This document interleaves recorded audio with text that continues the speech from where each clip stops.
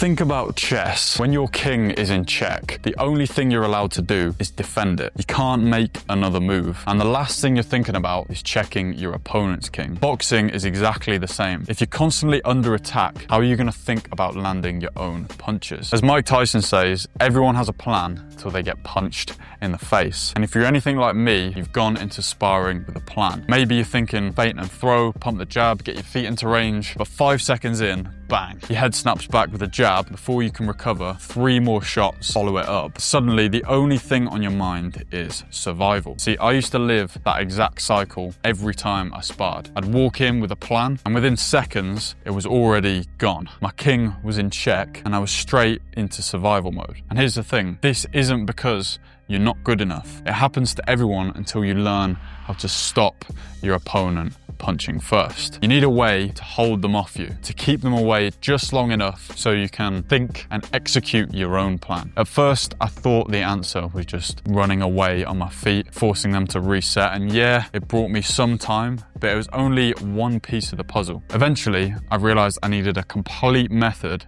for controlling the spaces between exchanges. That's what led me to build what I now call the 8 layers of default mode. And in this video, we're gonna go through every layer one by one, and then go through some training methods you can use to implement it. By the end of this video, you'll understand how you can keep them away long enough to actually use your pre-fight or pre-spar plan. First of all, what actually is default mode? Default mode is the movement state between exchanges. You're not idle, standing there waiting to get smacked in the mouth. You're also not just randomly bouncing around, wasting a bunch of energy. It's the intelligent baseline you return to that keeps your opponent reluctant to attack, throws off their timing, and disrupts their rhythm. Both amateurs and professionals use default mode for the exact same reasons: to control the fight, manage energy, and force mistakes. The difference between the amateurs and the pros is the amateurs operate at a much faster pace because with only 3 rounds, they have to compress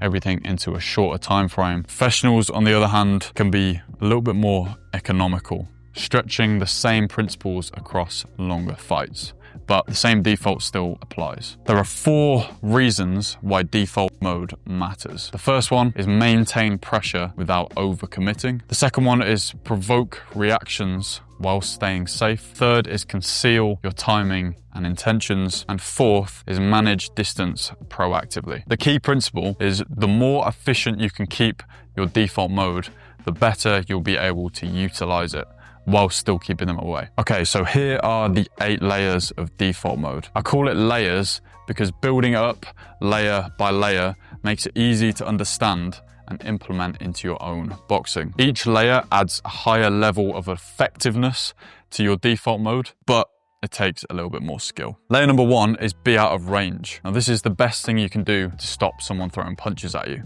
obviously. They won't throw if you're too far away, and that's why this is the first layer of default mode. The second layer is good shape. This doesn't matter so much when you're far out of range, but it's super important once you're just out of range or on the edge of range.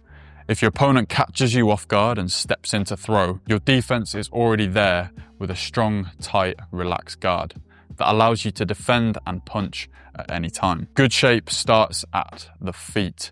Maintain a shin-length stance with heel-to-toe alignment, a slight bend in the knees with minimal tension, a small hinge in the hips, a rounded, relaxed upper back so the elbows sit on the body with vertical forearms. And then of course, your chin tucked. The more relaxed you can be, the more efficient your entire boxing ability becomes. Layer number 3 is position changing, or in other words, footwork. Now, efficiency is everything here. Do not do massive jumps in and out of range.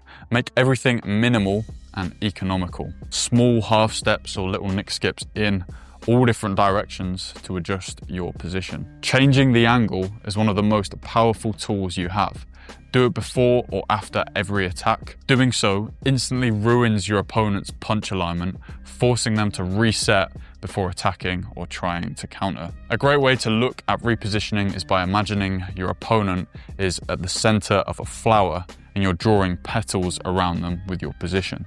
Step in, attack, step out, change the angle, and repeat. A great footwork tip is changing your shape and stance based on how quickly you want to move. Stand taller and bounce up on the balls of your feet for faster movements, or hold your stance and shape for more methodical, planted movement. Layer number 4 is adding feints. Feints are the ultimate key to great default mode, especially if your opponent respects your power.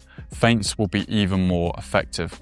If you constantly mix feints between your attacks, your opponent will always be thinking about protecting their king, not checking yours. A feint can also bait them into showing how they'd counter, and then you can counter their counter. If you can make their head fall into range as they counter as well, then it's even easier. Layer number 5 is adding head movement.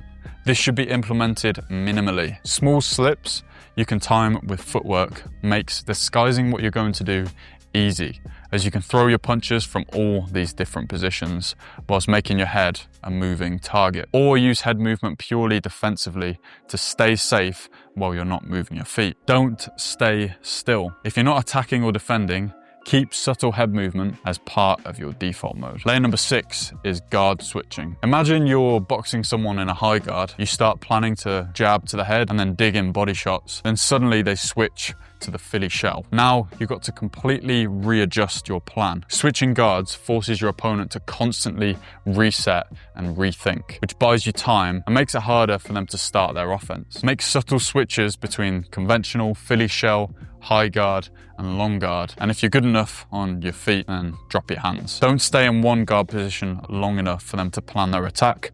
Otherwise, you're kind of defeating the point of switching. Layer number 7 is a sharp jab. Remember what we talked about at the start of the video? When you walk in with a plan and immediately start eating jabs, your plan's gone out the window. Use this same tactic as part of your own plan. A sharp, probing jab does the same to your opponent. Keep it snappy, rear-weighted, and not overcommitted. It forces them to think about their king instead of yours. From here, it becomes easy to spot how they react and build your attacks from there. Yes, everything starts with a jab, but you can't land your jab without good default mode. That's why sharp jab is the 7th layer of default mode. The final layer, layer number 8, is creeping into range. The previous 7 layers were about stopping your opponent punching, but this final layer is about getting yourself into a safe position to set up your attacks while minimizing their chance to hit you. If you didn't know, your real range is actually your back foot, as this is the foot that you punch off of. That means you need to get the back foot into range safely without eating any punches. To do this, we need to use the nick skip while keeping your weight and therefore head back and out of range. Doing this gets you into jab range safely, where you can begin to build your offense. Once you're here, the rest becomes easy, as just a simple lean back gets you out of punching range. All 8 layers stack together.